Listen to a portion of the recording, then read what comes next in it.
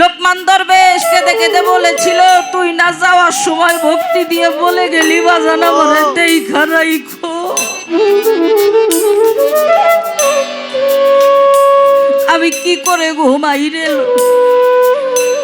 তুই কি বুঝতে পারিস নাই? ভক্ত ডেকে ডেকে বলেছিল, বাবা তাহলে যে আমি সারা রাত পুলিশ দেখলাম। লোকমান দরবেশ ডাক দিয়ে বলেছিল, বাবা রে ওই পুলিশ হয়েই তো আমি তোকে বাঁচিয়েছি, না হলে তো তুই মারা যাই। গান করছে, দেহে ময়লা রেখে তাকে পাওয়া যায় না।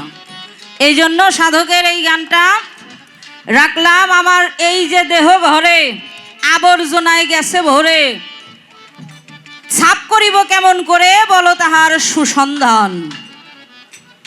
এই 3.5 হাত দেহ ঘরে 24.5 চন্দ্র আছে। আকাশে চন্দ্র কয়টা বাবা? একটা। চাঁদ একটা, সূর্য একটা। মানব দেহের ভিতরে সূর্য কয়টা? 12টা, 11টাই বেশি। মানব দেহের ভিতরে 24.5টা চন্দ্র। পূর্ণ চন্দ্র যখন হয়, পূর্ণ চন্দ্রে যখন গ্রহণ লাগে, একটা রাহু এসে ওইটা গিলে ফেলে। আমার দেহেও কিন্তু পূর্ণ চন্দ্রের গ্রহণ লাগে, লাগে না বাবারা? যেহেতু আছে চন্দ্র, তাহলে এই দেহে যখন গ্রহণ লাগে পূর্ণ চন্দ্রে, কোন রাহুতে এসে গিলে ফেলে। আর সেই রাহুকে থামানোর কোনো উপায় আছে কিনা, যাতে করে এই চন্দ্রকে গিলে ফেলতে না পারে। দেহের ভিতরে চন্দ্র একটা শক্তি। এই শক্তিটা যখন কোনো রাহুতে গিলে ফেলবে, তখন আমার দেহটা হয়ে পড়বে দুর্বল। আরে বেটা, গুরু ভজন করতে গেলে দেহে শক্তির প্রয়োজন। আপনি আপনার গুরুর একটু চরণ সেবা করবেন, তাই না? একটু ওই যে হাত পা যে টিপে দিবেন, আপনার দেহে শক্তি না থাকলে কেমনে দিবেন? তাই তো। এই জন্য এই দেহের শক্তি যাতে করে ধরে রাখা যায়, তার একটা বিধিবিধান আপনি আমাকে দয়া করে দিবেন। সাধক তার গানের ভাষায় বলেছেন, কোন চন্দ্র সাধন করলে সাধুজনা হয় অমর। মুর্শিদ নাম যার হৃদে ভরা, তার ভরা কি যায় মারা। পরে দেখ না ঘোর তো সামনে হয়ে যায় খারাপ। এটা যার যার জায়গা থেকে সেই ভালো আমরা জানি। মুর্শিদ কত বড় দয়াবান, তার দয়ার কোনো অন্ত নেই।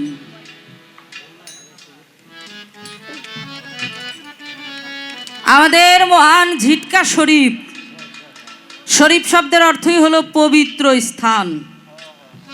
যার যার পীরের বাড়ির দরবার শরীফ। আমার কাছে আমার পীরের বাড়ির মতো এত পবিত্র স্থান আর কোথাও হইতে পারে না।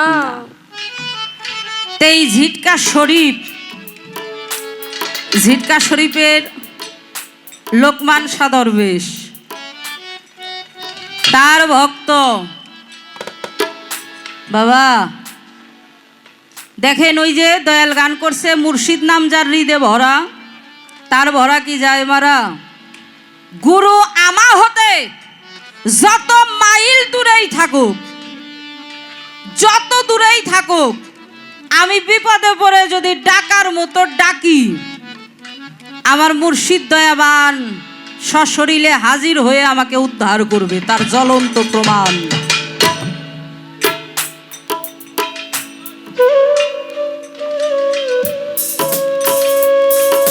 দিয়েন, ফোনে কথা কইেন,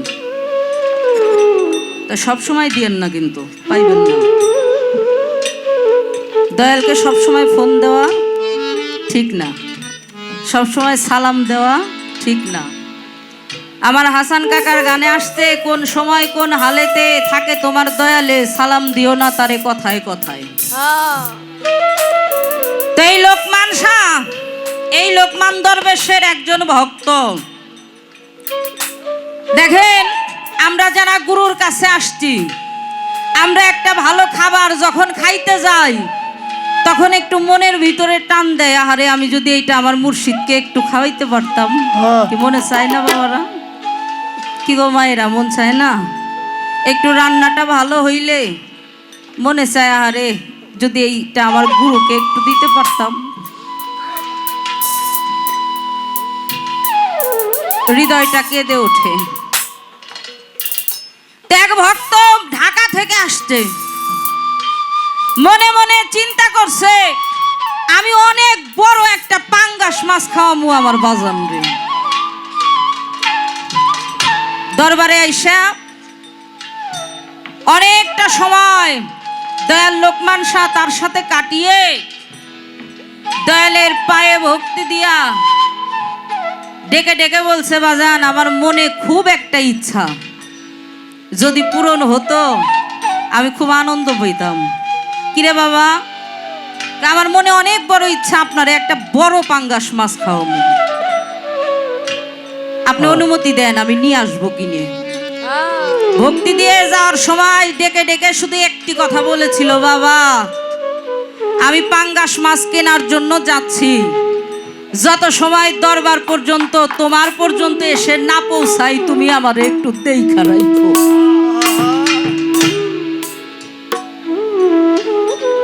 শুধু একটু দেখা রাখো। ভক্তি দিয়ে উঠে দৌলতদিয়া ঘাট, সকালে ভোরবেলা আরত। এই আপনারা কথা বলেন কেন? দূরে যান।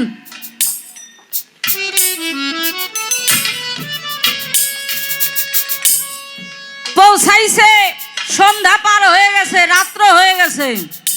রাত্রে বেলায় মাছ পাওয়া যায় না, আরত তো সকালেই মাছ পাওয়া যায়, তাই না বাবারা? মনে মনে পরিকল্পনা করতেছে কোথায় যাব, কোথায় থাকবো, আজকে দৌলতদিয়ায় থেকে যাই। তো ঘোরাফেরা করতে করতে হঠাৎ করে ভিতরে ওই যে ষড়রিপু জাগ্রত হয়ে গেছে।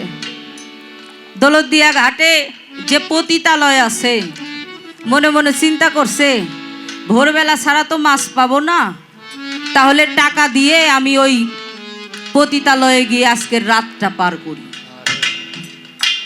বাবা দেখেন গুরু কত বড় দয়াবান।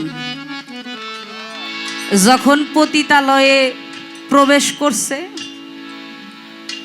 প্রবেশ করে বিভিন্ন মেয়ে বিভিন্নভাবে সাজগোজ করে শুধু ডাকে, আসেন আমার ঘরে আসেন, ও ডাকে আমার ঘরে আসেন।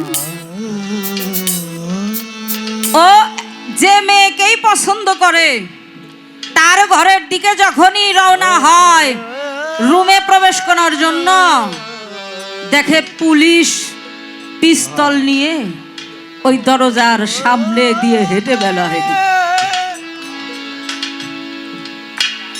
এইভাবে সারাটা রাত একবার এই ঘরের দিকে যায় পুলিশ, ওই ঘরের দিকে যায় পুলিশ, সামনে পিছনে ডাইনে বায়, ও যেই দিকেই যাইতে যায় সেই দিকেই পুলিশ। পুলিশকে তো সবাই ভয় পায়, কম বেশি পায় না বাবা? এভাবে সারাটা রাত পার হয়ে গেছে। ভোরবেলা অনেক বড় একটা পাঙ্গাস মাছ কিনে দৌলতদিয়া থেকে ঝিটকা শরীফ চলে আসছে। তরিকার ভাইয়েরা উঠান দিয়ে হাঁটাহাঁটি করে, ডাক দিয়ে বলে আমার বাজান কই? কয় বাজান রুমের মধ্যে, এখনো উঠে নাই ঘুম থেকে। বলে না, মনে মনে বলে এত বড় একটা পাঙ্গাস এত কষ্ট করে কিনে আনলাম, বাজান রে একটু দেখামু না? একটু না দেখে তো এই পাঙ্গাসটা কাটলে আমার মনে কষ্ট থেকে যাবে।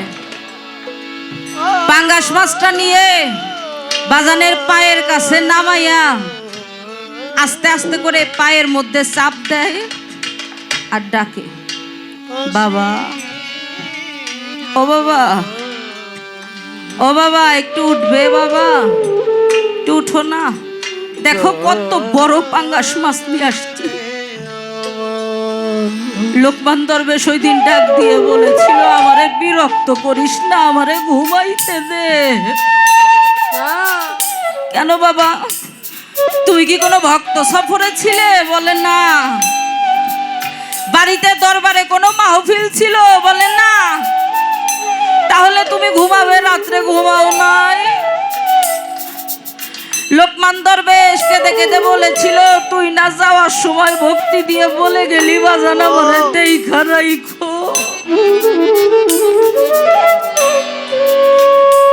আমি কি করে ঘুমাই রে? তুই কি বুঝতে পারিস নাই? ভক্ত ডেকে ডেকে বলেছিল, বাবা তাহলে যে আমি সারা রাত পুলিশ দেখলাম। লোকমান দরবেশ ডাক দিয়ে বলেছিল, বাবা রে ওই পুলিশ হয়েই তো আমি তোকে বাঁচিয়েছি, না হলে তো তুই মারা যাই। কত বড় দয়াবান গুরু। পায়ের মধ্যে জড়িয়ে ধরে কেঁদে কেঁদে বলেছিল, বাবা আমি কত বড় অপরাধী, আমি বুঝতেই পারি নাই, তুমি নিজে আমাকে রক্ষা করেছো। পায়ে ধরে বলে যাই গো, গুরু নাম গুরু ছবি আমরা যেন কখনোই ভুল না করি। আমরা যেমন নাম জপি তসবি, আমরা যেন সর্বসময় গুরু নামের মধ্যে জপতে থাকি। যার দিকেই তাকাই তার চেহারার মধ্যে আমি যেন আমার শাহজাহান চান, আমার মুর্শিদ রূপটা দেখতে পারি রে। কারো যদি একবার ওই রূপটা ভুল হয়ে যায়, তার আর কোনো গতি নাই, কোনো গতি নাই। মাওলানা জালালউদ্দিন রুমি শয়তান একজন আলেমের রূপ ধারণ করে এসে ডাক দিয়ে বলেছিল, তুমি নাকি মস্ত বড় মাওলানা, আমার সাথে পাল্লা করবে? আপনি কে? আপনাকে তো চিনলাম না। বলে আমাকে চিনতে হবে না, তুমি এত বড় মাওলানা। মাওলানা জালালউদ্দিন রুমির সাথে চ্যালেঞ্জ করেছিল, যদি মাওলানা রুমি বলে একটা আয়াত ও কয় 5টা কোরআনের আয়াত। এইভাবে চলতে চলতে হঠাৎ করে মাওলানা জালালউদ্দিন রুমি একটা সময় প্যারালাইজড রোগীর যেমন একটা অঙ্গ পড়ে যায়, অবশ হয়ে যায়, শক্তি পায় না, ওই রকম মসজিদের মধ্যে ঠাস করে শুয়ে পড়েছিল। কথা বলতে পারে না, নড়াচড়া করতে পারে না। হঠাৎ করে মনে পড়ছে দয়াল গুরু না ডাক দিয়ে বলছিল, মাওলানা রুমি রে তুই যখন বিপদে পড়বি, যে বিপদের সময় তোর পাশে তুই আর কাউকে পাবি না, জগতের কাউকে পাবি না, ওই সময় তুই আমাকে স্মরণ করিস।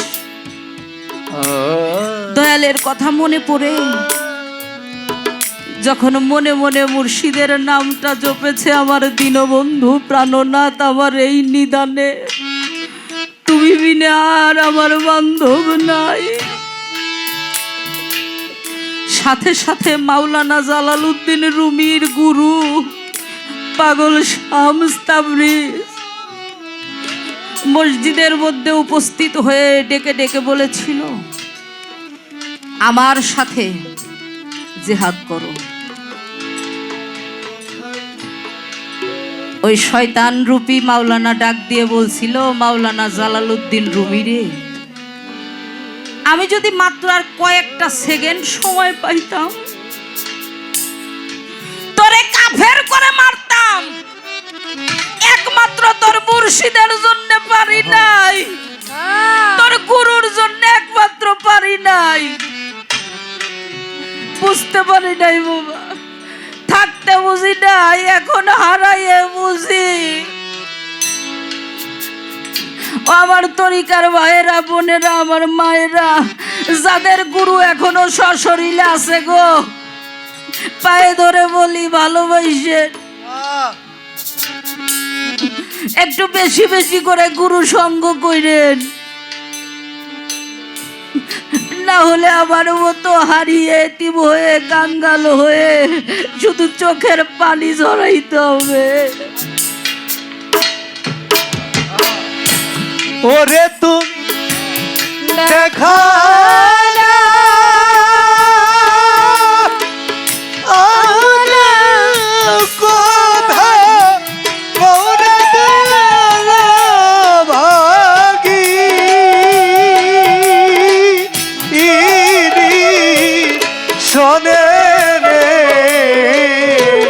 আরে তুমি দেখা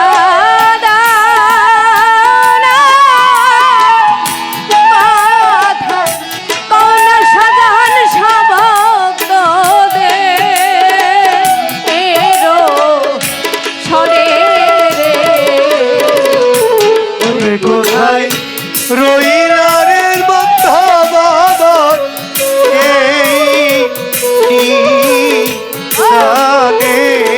রে কোথায় রইলারে শাহজাহান সামরে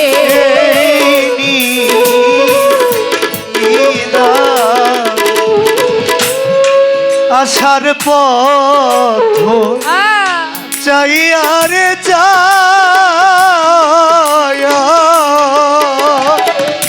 শাহজাহান সামরায়ু বেলা যা ডুবি ইয়ারে ওরে আশার পথ চাহিয়া রে চায়া দয়াল মারায়ু বেলা যায় ডুবি ঘুরে আসার পথ চাইয়ারে চায়া অসীমি চানা মারায়ু বেলা যা ডুবি ওরে তুমি আইলা না আরে প্রাণকা লায়ামায় দেখিতে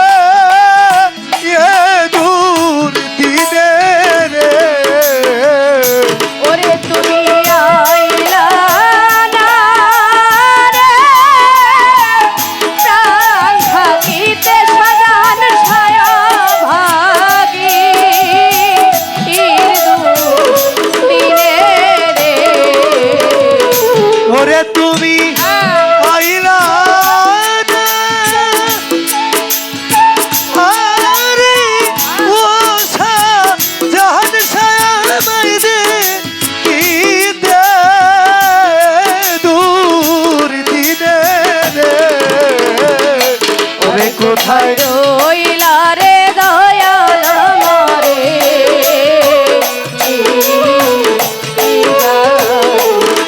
কোথায় রইলা রে শাহজাহান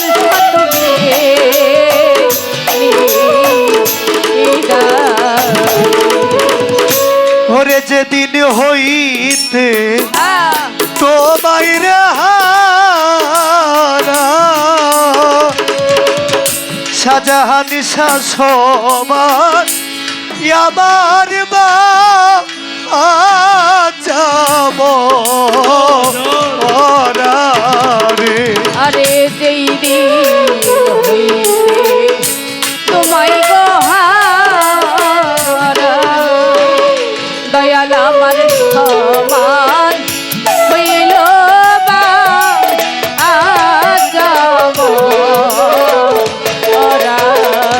ওরে যেদিন হইতে ভালো তোমায়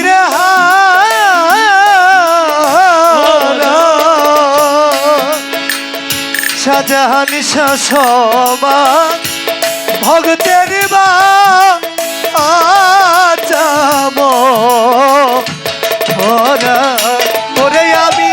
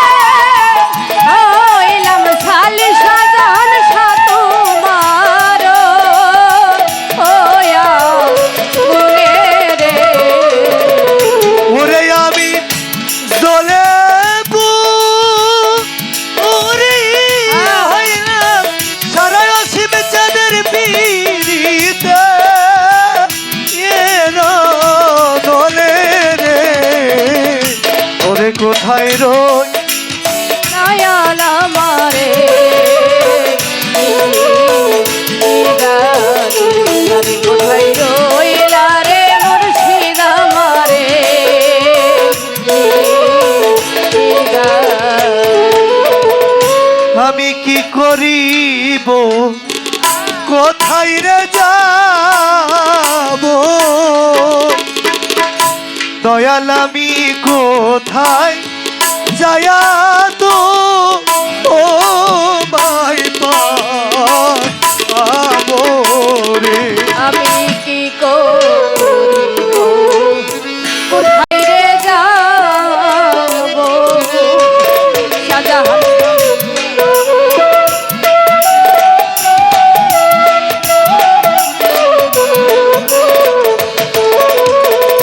আমি কি করিব কোথায় রে যাব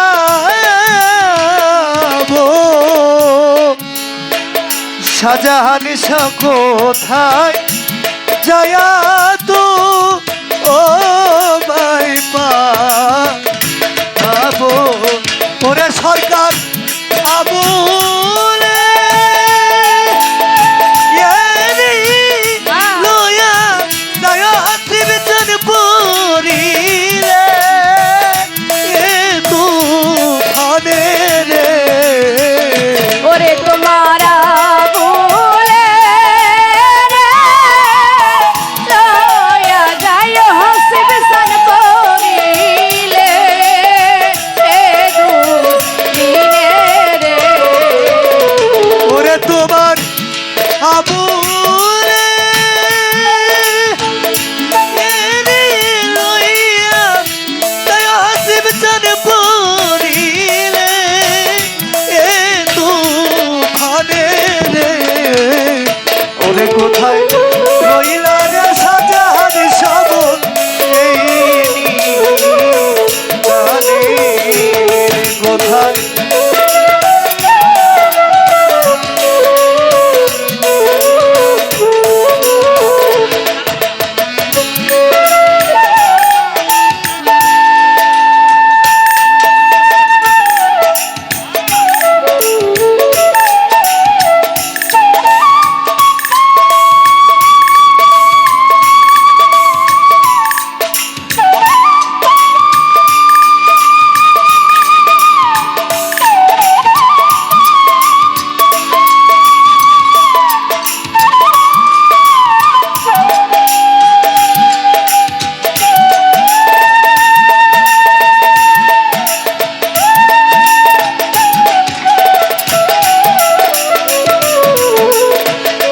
আরে দয়াল আমারে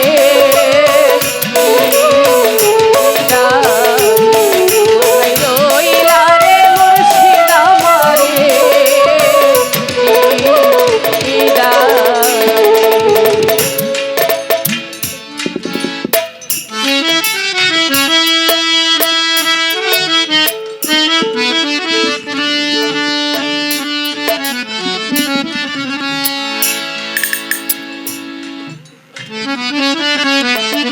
বড় এতিম হয়ে গেছি গো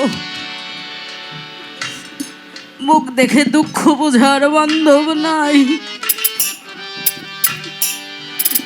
যেদিকে তাকাই শুধু শূন্য শূন্য আরে। খালি খালি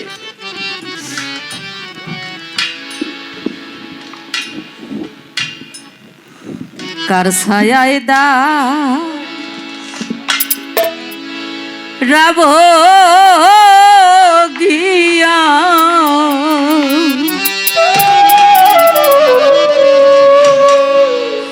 কে বুঝবে আমারে এ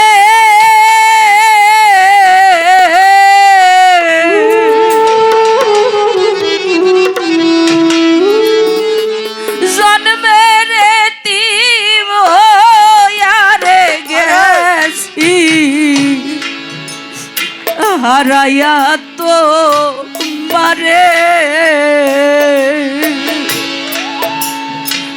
জন্মের এতিম হইয়া রে গেছি আমি হারাইয়া তোমারে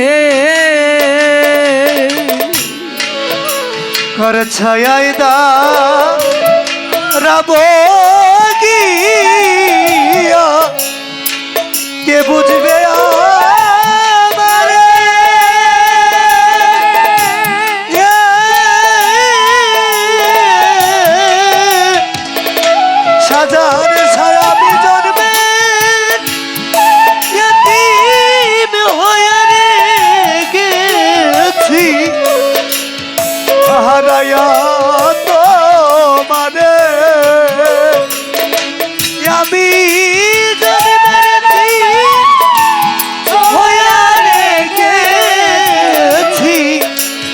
হারাইয়া তোমারে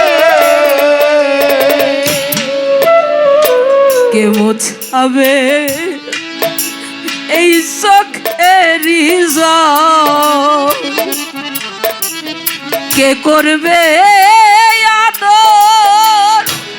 ও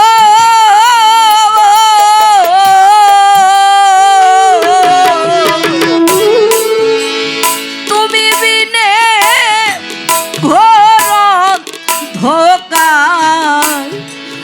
এই সাজানো আমি কে মোছাবে চোখের পানি কে করবে সাজান চার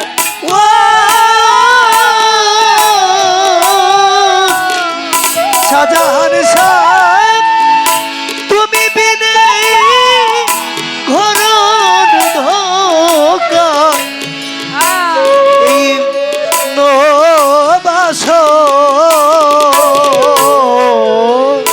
কে মোছাবে এই চোখের জল? কে করবে আদর? ও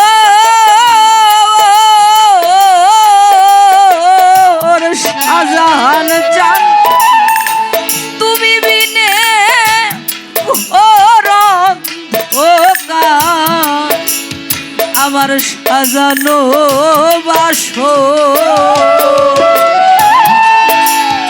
কি যন্ত্রণা এই বুকের ভিতর, কি যন্ত্রণা এই বুকের ভিতর, কি যন্ত্রণা এই বুকের ভিতর আমি দেখাবো আর কারে? জন্মের তিন ওই আরে গেছি হারাইয়া তোমারে। কার ছায়াই দা রব গিয়া কে বুঝবে আমারে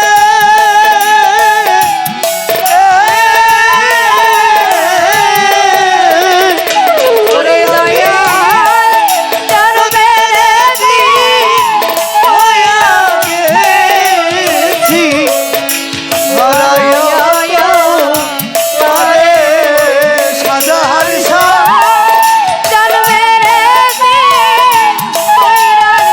গেছি হারাইয়া তোমারে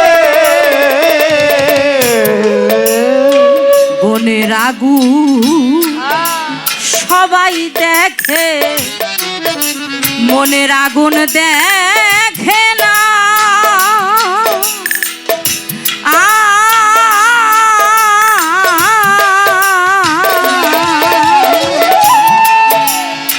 তোমায় সারা বেঁচে থাকা নরকের যন্ত্রণা।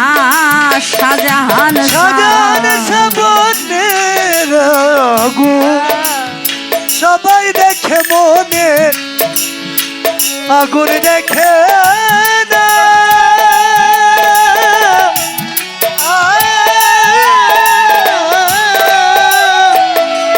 অসীমিচার তোমায় ছাড়া বেঁচে থাকানো রোগের যন্ত্রণা বনের আগুন সবাই দেখে, মনের আগুন দেখে না।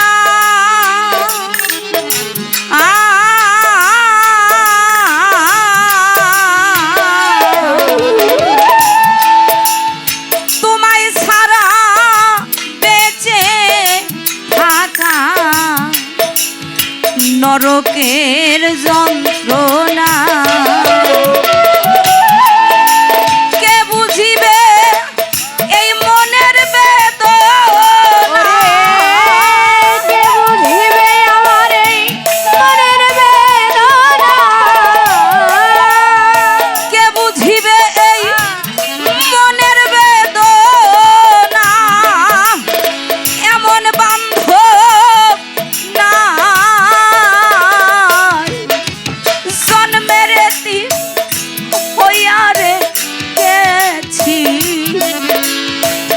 হারাইয়া তোমারে শাহজাহান চান জন্মের এতিম হইয়া রে গেছি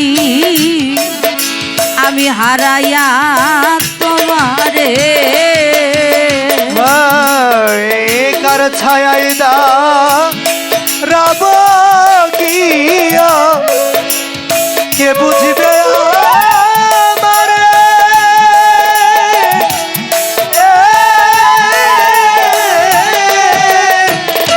ওরে আমি হইয়া গেছি হারাইয়া তোমারে শাহজাহান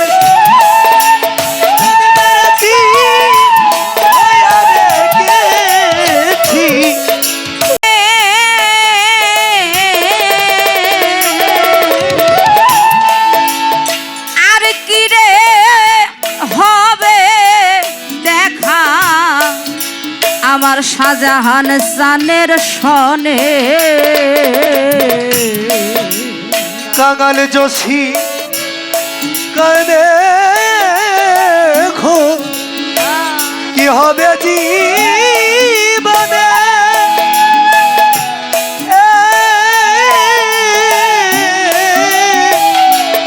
ওরে আমার আর কি রে হবে দেখা শাহজাহান সার শোনে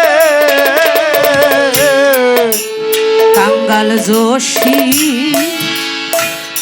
কেন্দে ভাবে হলো কি জীবনে এ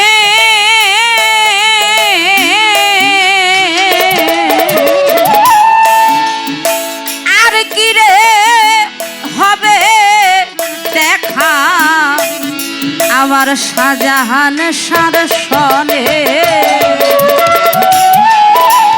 হামিদ শাহ তুমি বিনে হামিদ শাহ তুমি বিনে দয়াল হামিদ শাহ তুমি বিনে আমি বাঁচি কেমন করে জন্মের এতিম হইয়া রে গেছি হারাইয়া তোমারে জন্মের এতিম হইয়া রে গেছি হারাইয়া তোমারে কার ছায়ায় দা রাব যায়া কে বুঝবে